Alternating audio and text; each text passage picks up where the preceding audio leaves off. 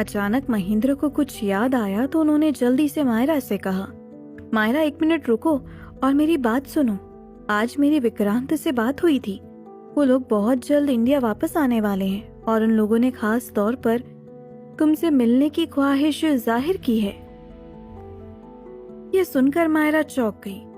फिर तुरंत ही मायरा महेंद्र के पास आई और बोली, डैड, इसमें मुझसे पूछने की क्या जरूरत है?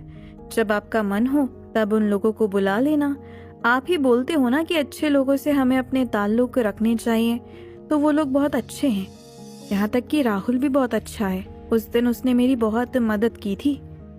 मायरा की बात सुनकर महेंद्र ने हैरान नजरों से मायरा की तरफ देखा और पूछा, राहुल ने तुम्हारी कब मदद कर दी? ये बात तो तुमने हमें कभी बताई ही नहीं। मायरा ने जल्दी से महेंद्र का हाथ पकड़ा और उन्हें सोफे पर बिठाया और खुद उनके बराबर में बैठकर बोलने लगी। डैड, कल रात जब राहुल ने आपको फोन किया था उस टाइम मैं बेहोश थी और राहुल की गाड़ी में लेटी हुई थी और उसने आपसे झूठ बोला था कि हम लोग किसी पार्टी में आए हुए हैं, जबकि ऐसा कुछ भी नहीं था। जबकि इससे पहले कि मायरा आगे कुछ बोलती, सुनैना ने उसे बीच में ही रोकते हुए कहा, मतलब क्या है तुम्हारा? और तुम बेहोश कैसे हो गई थी? और राहुल तुम्हें कहाँ पर मिला था? सुनैना की बात सुनकर महेंद्र ने उसकी तरफ गुस्से से देखा और जल्दी से बोले, अरे यार, पहले उसे पूरी बात बताने दो, फिर जो सवाल पूछना है वो पूछना। आगे बताओ क्या बात है। असल में हुआ क्या था, जब मैं सिद्धार्थ के घर पर गई थी तो वहां पर मेरी प्रेजेंटेशन हुई जो बहुत ही अच्छी हुई थी। फिर सिद्धार्थ ने बोला कि पहले हम डिनर कर लेते हैं, उसके बाद मैं तुम्हें घर पर छोड़ दूंगा। वहां पर रवि वर्मा भी मौजूद था। सिद्धार्थ के शेफ ने उन लोगों को ड्रिंक सर्व की तो उसने मेरी कोल्ड ड्रिंक के अंदर भी थोड़ी सी वाइन मिला दी, जिसे पीने से मुझे नशा हो गया था। सिद्धार्थ रवि वर्मा को छोड़ने उनके घर पर चले गए थे। इसी बीच पता नहीं मुझे क्या हुआ, मेरा दिल बहुत ज्यादा घबराने लगा और मैं उनके घर से बाहर निकल गई और फिर पता नहीं कैसे मैं राहुल की गाड़ी से टकरा गई और राहुल मुझे अपने घर पर ले गए। वहाँ मैं पूरी रात सोई और जब सुबह उठी तो राहुल ने मुझे बताया कि कैसे मैं उसे रोड पर मिली थी। उसने मुझे ये भी बताया कि उसने आपको फ़ोन करके बता दिया है कि मैं उसके साथ हूँ, वरना आप लोग बहुत ज़्यादा परेशान हो जाते। मायरा की बात सुनकर सुनैना ने अपने मुंह पर हाथ रख लिया और जोर से बोली, ए भगवान, कितना खराब शेफ था वो। उसे शर्म नहीं आई ये सब करते हुए? लेकिन उसने ये सब किया क्यों था? सुनैना की बात सुनकर महेंद्र को बहुत तेज गुस्सा आया। उसने पलटकर सुनैना की तरफ देखा और फिर कहा, सुनैना, आज तुम्हें क्या हो गया? तुम वकीलों की तरह इतने सवाल क्यों कर रही हो? चलो, जो भी हुआ उसको छोड़ो। ये बात सुनकर मुझे बहुत अच्छा लगा कि तुमने मुझे सारी बात सच सच बता दी। देखो सुनैना, इससे पता चलता है कि राहुल की परवरिश बहुत अच्छे हाथों में हुई है, इसीलिए उसने मायरा की मदद भी की और मुझे एहसास भी नहीं होने दिया कि वो मेरी बेटी की मदद कर रहा है। सच में वो बहुत ही लायक और अच्छा लड़का है। मायरा ने मुस्कुराते हुए हाँ में सिर हिलाया, पर दूसरी तरफ सुनैना अभी भी कंफ्यूज खड़ी हुई थी। उसका मन हो रहा था कि वो मायरा से फिर से सवाल पूछे, लेकिन उसे लगा कि महेंद्र उसे फिर डांट देंगे, पर उससे बर्दाश्त नहीं हुआ तो उसने मायरा का हाथ पकड़ा और उसे थोड़ा अपने करीब खींचा और फिर से कहा, कितना बदमाश था वो शेफ जिसने तुम्हारी ड्रिंक में वाइन मिला दी थी। तुमने उसकी शिकायत की सिद्धार्थ से, या फिर मैं फोन करके बोलूं सिद्धार्थ से? मायरा ने हंसते हुए जल्दी से कहा, अरे नहीं नहीं मॉम, आपको सिद्धार्थ से बात करने की जरूरत नहीं है, क्योंकि वो ऑलरेडी उसे बहुत ज्यादा डांट चुके हैं। यहाँ तक कि उन्होंने तो उसे थप्पड़ भी मार दिया था। शेफ ने कहा कि मुझे लगा कि आज के टाइम पर हर लड़की ड्रिंक करती है, इसीलिए मैंने इनकी ड्रिंक के अंदर थोड़ी सी वाइन मिला दी थी। फिर पता है मम्मी, सिद्धार्थ ने उससे क्या कहा? सिद्धार्थ ने कहा कि हर लड़की ड्रिंक नहीं करती, इसीलिए तुम्हें ऐसा नहीं करना चाहिए था। उसने मुझसे हाथ जोड़कर माफ़ी भी मांगी। मैंने भी फिर बात को बहुत ज़्यादा नहीं बढ़ाया और उसे माफ़ कर दिया। अगर मैं चाहती तो आप लोगों से ये बात छुपा सकती थी, पर मेरा दिल नहीं माना कि मैं आप लोगों से झूठ बोलूं। इसीलिए जो भी हुआ कल रात, वो सब मैंने आप दोनों को बता दिया। सुनैना ने मायरा के सिर पर हाथ फेरा और प्यार से कहा, ये तो तुमने बहुत अच्छा काम किया है बेटा। पिछले कुछ सालों में मैंने और तुम्हारे डैड ने हमेशा तुम्हें गलत ही समझा, जो हमारी सबसे बड़ी भूल थी। हमें तो इस बात का एहसास भी नहीं था कि तुम तो हमारी लायक बेटी हो, जो अपने डैड का सर कभी भी झुकने नहीं देगी। अपनी माँ के मुंह से इस तरह की बातें सुनकर मायरा का मन अंदर तक भर गया। उसने प्यार से अपने मॉम डैड की तरफ देखा और तेजी से जाकर उन दोनों के गले लग गई। महेंद्र ने भी प्यार से उसकी पीठ को थपथपाया और फिर कहा, चलो भाई, तुम दोनों मेरे से थोड़ा दूर हटो तो मैं जरा राहुल को फोन मिला लूं, और कल रात जो कुछ भी उसने हमारी बेटी के लिए किया उसके लिए उसे थैंक्स बोलना भी तो जरूरी है। ये कहकर महेंद्र सुनैना और मायरा से थोड़ा दूर जाकर खड़े हो गए और फिर उन्होंने राहुल को फोन मिलाया।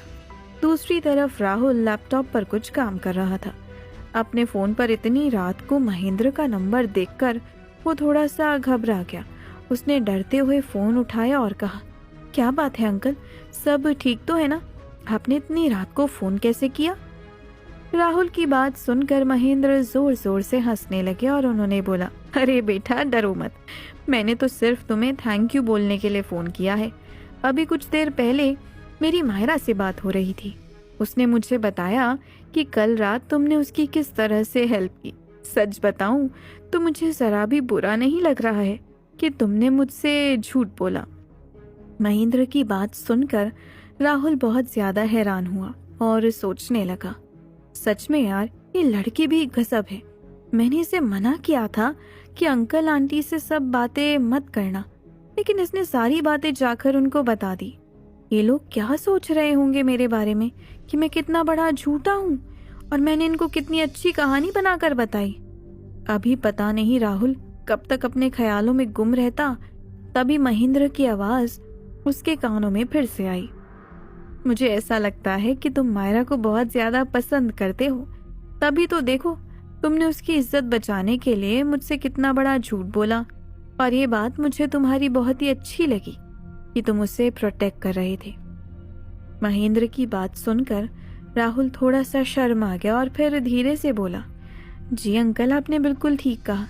सच कहूँ तो मैं मायरा और उसकी सारी जिम्मेदारी अपने हाथों से निभाना चाहता हूँ। शायद डैड की आपसे बात हुई होगी, उन्होंने बताया भी होगा।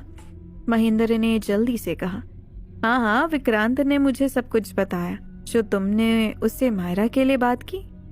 राहुल ने कुछ सोचते हुए जल्दी से कहा, अंकल, मुझे आपसे एक बात पूछनी है। क्या आप मुझे मायरा के लिए पसंद करेंगे? क्या आप मुझे मायरा के काबिल समझते हैं? महेंद्र ने इस पर हंसते हुए कहा, राहुल बेटा, अब इस सवाल को पूछने का कोई फायदा नहीं है, क्योंकि मैंने और सुनैना ने तुम्हें मायरा के लिए पसंद कर लिया है। विक्रांत और शैलजा भाभी को आने दो, फिर मैं जल्दी ही तुम दोनों की एंगेजमेंट की बात करूंगा।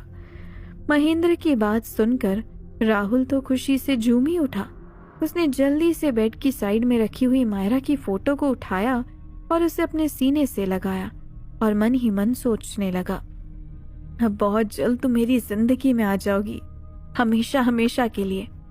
ये कहकर राहुल ने मायरा की फोटो को चूम लिया और महेंद्र को गुड नाइट बोलकर फोन रख दिया और मायरा के ख्यालों में खो गया।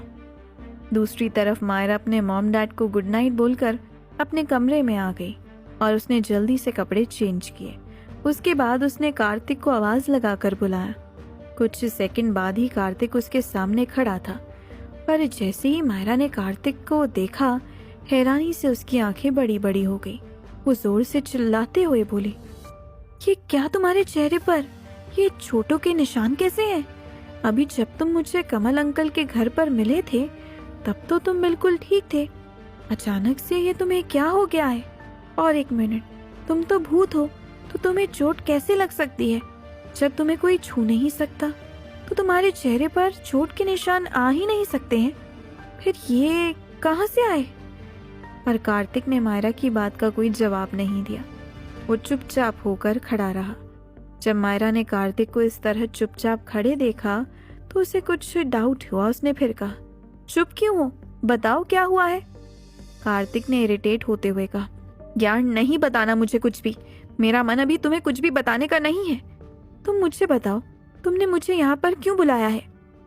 मायरा को कार्तिक का ये एटीट्यूड बड़ा अजीब लगा, क्योंकि इस तरह उसने कभी भी बात नहीं की थी।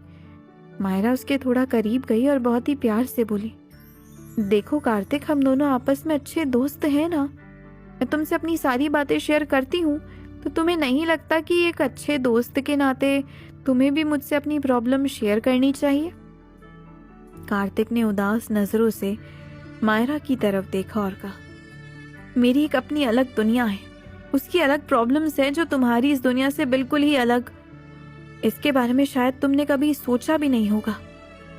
मायरा ऐसे तो कार्तिक को छोड़ नहीं सकती थी, इसीलिए उसने अब ठान लिया था कि वो कार्तिक से पता करके ही रहेगी कि आखिर उसके साथ क्या हुआ है। इसीलिए उसने फिर से कहा, देखो कार्तिक, बात बदलने की कोशिश बिल्कुल भी मत करो। मुझे क्या पता तुम्हारी दुनिया में क्या प्रॉब्लम है।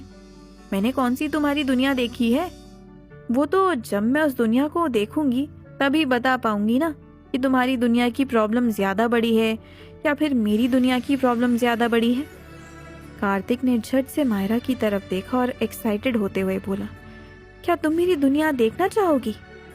मायरा ने खुश होते हुए कहा, क्यों नहीं, अगर तुम दिखाना चाहो तो मुझे अपनी दुनिया दिखा सकते हो। मैं तुम्हारे साथ हर जगह चलने को तैयार हूँ। मायरा की ये बात सुनकर कार्तिक उसे अजीब नजरों से देखने लगा। मायरा ने जब कार्तिक को अपनी तरफ इस तरह से देखते हुए देखा तो उसे अपनी बात का मतलब समझ में आया। उसने शर्माते हुए अपना सिर नीचे कर लिया और कुछ सेकंड ऐसे ही चुपचाप खड़ी रही।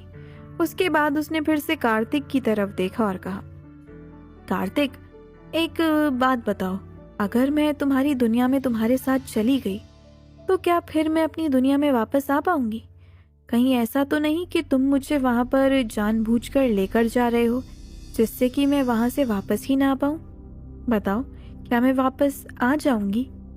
मायरा की बात सुनकर कार्तिक ने कोई जवाब नहीं दिया, बस वो गहरी नजरों से मायरा को ही देखता रहा। मायरा के सवाल से कार्तिक एक पल के लिए खामोश हो गया था, लेकिन फिर उसने मुस्कुराते हुए मायरा को देखा और कहा, तुम्हें लगता है कि मैं तुम्हें अपनी दुनिया से वापस नहीं आने दूंगा? मैंने तुम्हें मेरी दुनिया में चलने के लिए कहा है और ऑफ कोर्स तुम वहां से वापस आ सकोगी। सच में ना, मतलब मान लो तुमसे कोई गड़बड़ी हो गई वापस आते वक्त, तो मैं कहीं वहीं ना रह जाऊं। और सबसे टेंशन वाली बात ये है कि मेरे घर वाले मुझे ढूंढ ढूंढ कर परेशान हो जाएंगे और उन्हें पता ही नहीं होगा कि मैं कहाँ हूँ।